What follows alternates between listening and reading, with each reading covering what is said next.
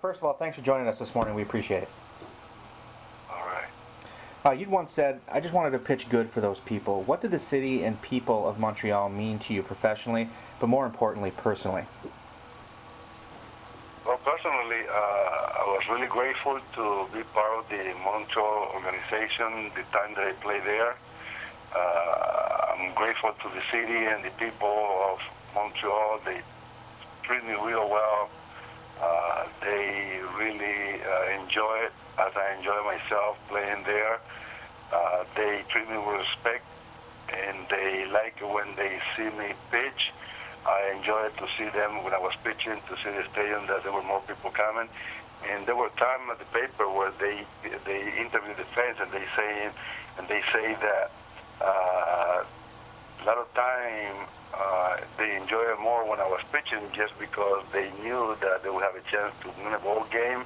Plus, they see that all the fans, what they're looking for is a good show, and they were expecting to have a good show every time they pitched. So that was really something that I took seriously when I heard that as an appreciation, and I did my best that I could do every time that I was playing the mound in Montreal, and even away, knowing that those people will be put attention every time that was going to the mound. So that was really a good relationship that I had with them, and as appreciation, everything worked out real well. You'd gotten a grip on the alcoholism that had affected quite a bit toward the end of your days in Baltimore. When you got what seemed like your last chance with the Expos, things just seemed to click for you into place. What was different, or what happened in Montreal that turned the corner for you? Well, when I came to Montreal, that was in 1986, in July, in the middle of July, August, somewhere there. Montreal, it was going nowhere. Oriole was not going anywhere. So that's the time where they started doing some move, and happened that the Orioles, they were trying to get rid of me, and they were having no more hope for me to be in the rotation, and they were looking to find somebody, in regard to having me. So I guess the Expos, they were the organizational team where they felt that I still had something left on me, that they took the chances and make the trade happen with the Orioles for the player to be named later. That person was he was Rene Gonzalez, as an infielder guy. So, that was something that he worked it out well, and I guess it really hurt me when I heard that I was training from the Orioles to the Expos, because I was the only team that I was involved with. I came out with the Orioles organization all the way to the minor league to the big leagues. That was the only team that I played for. I felt like I was just let go.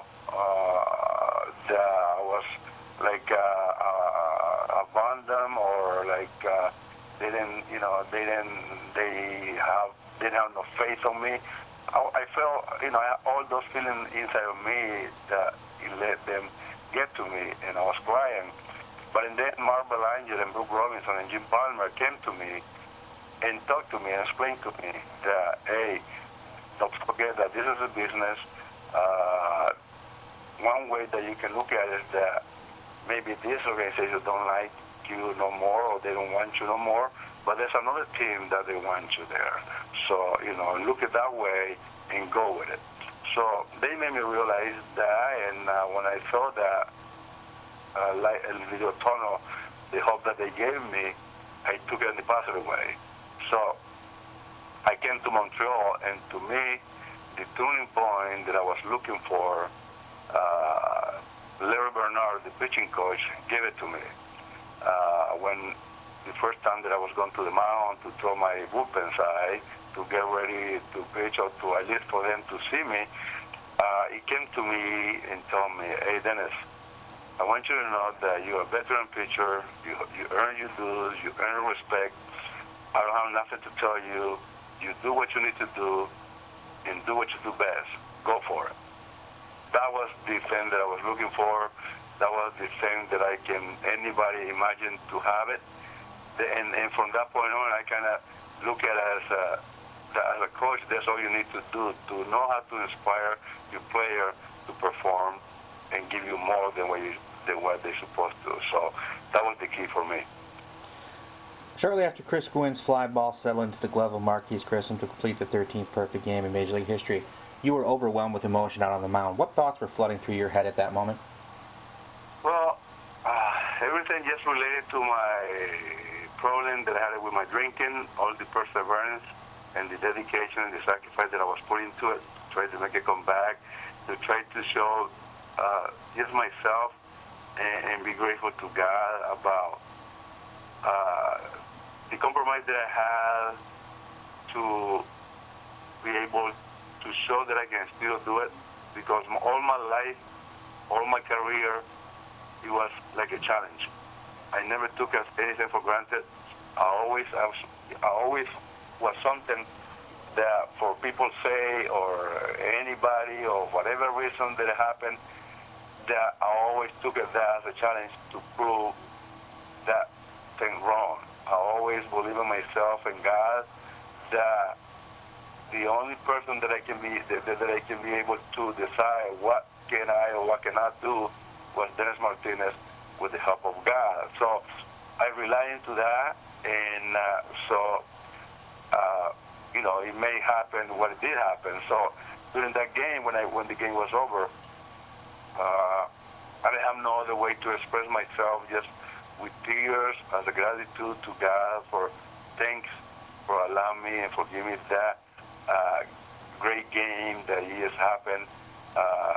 And as you know, I guess if you still remember, that I didn't talk about anything about the game. I didn't say anything about the game. All I went to was to say that it's never too late to make change in your life. It's never too late to stop doing things that you don't supposed to do. So everything the manager was related to the drinking thing. And as a matter of fact, 5 years, 6 years later, I was start getting some letters from people that they tell me that from that game on, they haven't had a drink. So all those letters that I received, it was something that gratification of that I was able to help somebody with that game, and that God how He just put me there to be able to have that kind of game to send the message to all the suffering that was outside on the street. So that's how this thing worked, and I believe in that real good. And that's all it was in my mind. My mind was blank. I didn't have nothing to think about it.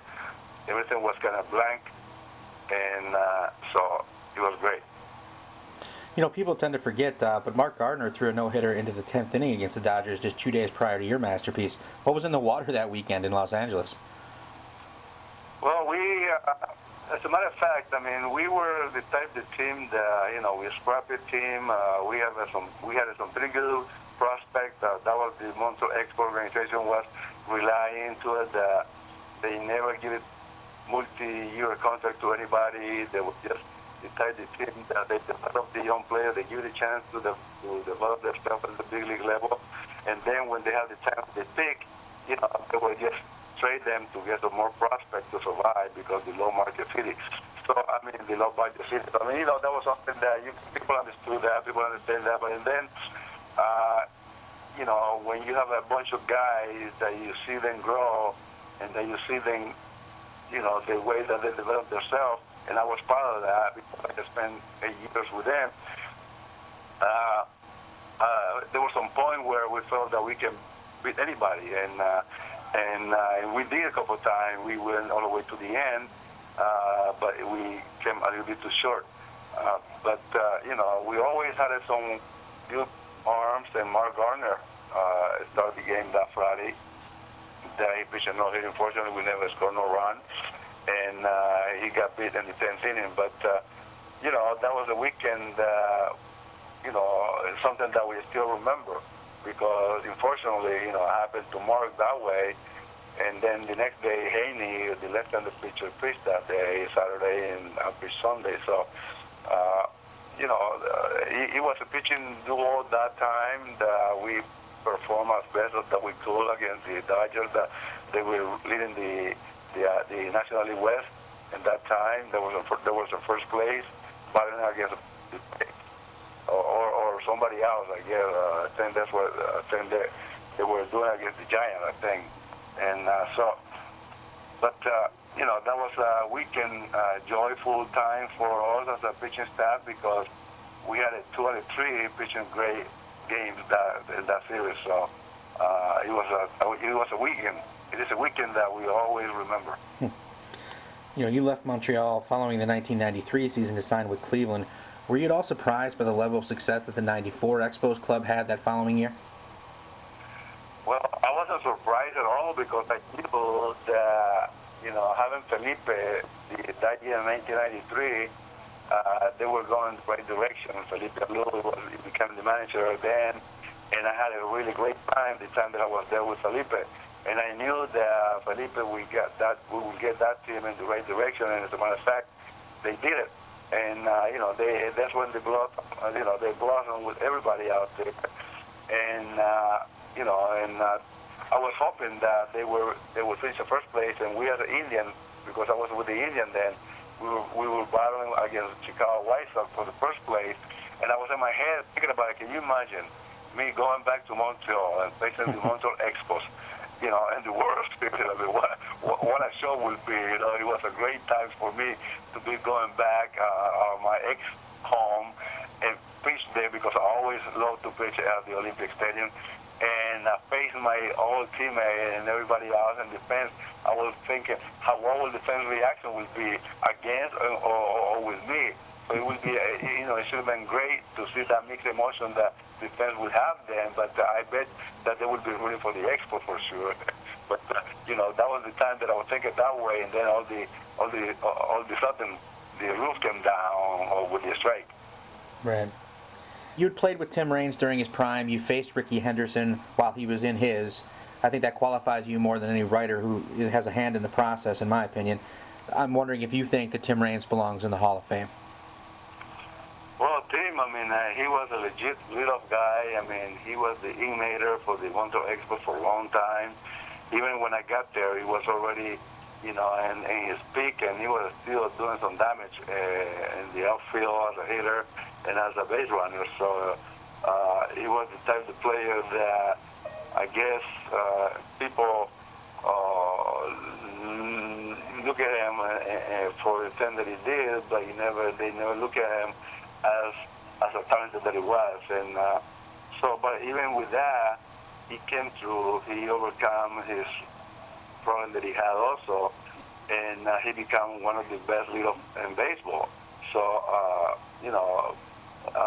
the thing is that with the Hall of Fame, it's something that not too many people understand what they go by, what they doing with it, how the system works, because there's a lot of controversial thing.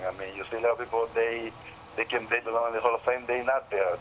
And then you see some people that they don't have the numbers to be there, but they're there. So it's a situation where you don't know what's happening, you don't know what's going on, but I believe that Tim Raines deserves to be in the Hall of Fame. Mm-hmm. The Mets and Blue Jays are slated to play a pair of exhibition games at the Big O here coming up in late March. Will you be present for any of those festivities? Well, I don't know. I haven't been mentioned to any of them. They haven't told me anything about it. I would be happy to be part of that, but again, I haven't heard anything about it, and it would be good because this year I'm not doing anything. I'm just taking off. I was in the organization with the St. Louis Cardinals and with the Astros Houston last year, but then this year they didn't renew my contract, so I decided also to just not looking for anywhere else, just to stay at home and try to help Nicaragua with the academy that we have down there. Mm-hmm. So we have plenty of time this year to be able to accommodate any event they have in mind, and it would be lovely to go back out there and be participating in those kind of things because I always miss it. Montreal is a city that nobody knows how good it is unless you're there. And I enjoyed the time that I was there because I lived there, and I was treated real well. So that was one of my favorite places, man. I love it. For any fans who never saw a game in Montreal and believe there was never an interest in the Expos, what would your message to them be?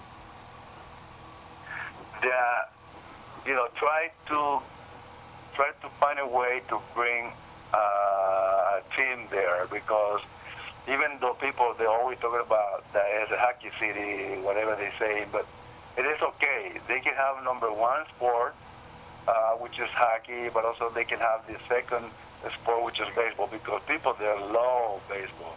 People, they will start to know about baseball. As a matter of fact, I think there will be more. As a matter of fact, in 1994, you saw that. Mm-hmm. That a lot of people come out of the closet when that team will start winning. So, and everywhere else, when the team wins, you win, they will come. So, and that's what they need. I think that these young people, they need, especially in the summer, it's a great time in Montreal. There's a great atmosphere. There's a great weather to be playing in Montreal. It's a beautiful city to have those types of event of baseball in Montreal. So I just, unfortunately, that's not there no more. But I heard sign that they were trying to make it come back. I have a team there, so I hope that happens. And so all I can say is that I wish I can still play and I can be part of the Montreal Expos again. How honored were you to serve as manager for your native Nicaragua in the World Baseball Classic qualifier? Well, it was great. We have the chance and the honor to represent my country, and it was a great event. Even though in our country they didn't put the emphasis that tournament, what kind of exposure we had, that they don't. I guess we live in a different way, or I don't know what it was, because I didn't sense that, I didn't see that.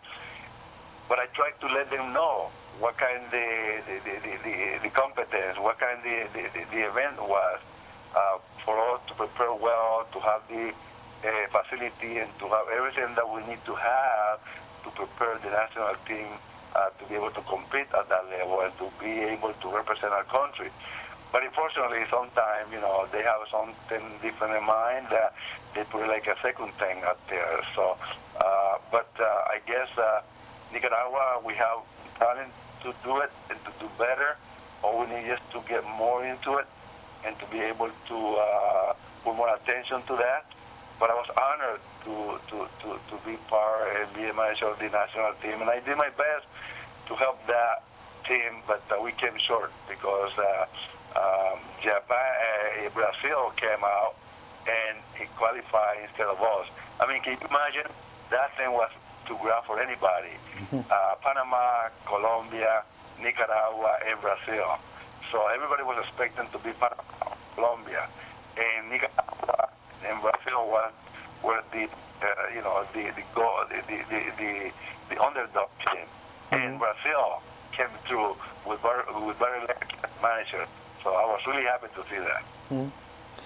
You were 17 years old when Roberto Clemente's plane, brimming with aid supplies for earthquake victims in Managua, crashed shortly after takeoff on New Year's Eve in 1972. What are your recollections of hearing about that tragedy for the first time? In 1972, I was playing for the Nicaragua in Nicaragua. We had a World Tournament Cup in Nicaragua, and Clemente came with the Puerto Rican team. That was the first time that I heard and knew Roberto Clemente, and I was able to shake his hand and to know that person. And then during BP, I was able to see a show that he put into the stadiums, giving some sign where he's going to take the ball out. He pointed to the left field. He went deep to the left field. He pointed out to center field. He went deep to center field. He pointed to right field, and he went deep to right field. When I saw that, I go, what kind of guy is this? So it really amazed me with that talent.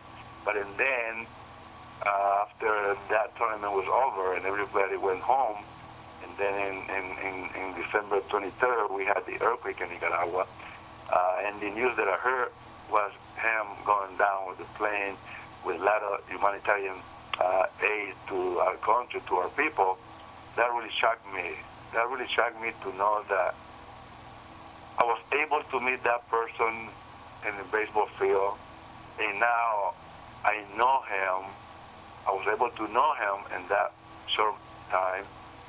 He impacted me more than if I knew that person for all my life. Just by see the way he went down, by the way that he poured his life just for other people. And as a gratitude, I guess, for him, the way that we treat him in our country when he was there.